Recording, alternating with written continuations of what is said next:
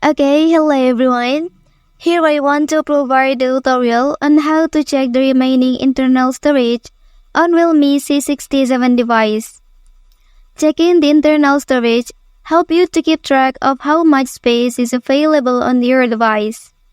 By monitoring the storage capacity, you can determine if you need to free up space by deleting unnecessary files, apps, or media. And then how to check it. Okay, first thing first, open please the settings menu on your device. Well, after that, here you can scroll down and then select storage option here.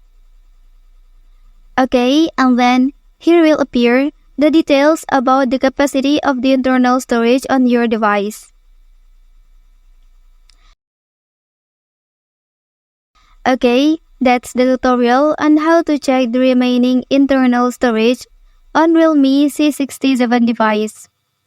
If you are helped by this video, don't forget to like and subscribe to get other information from this channel. Thank you.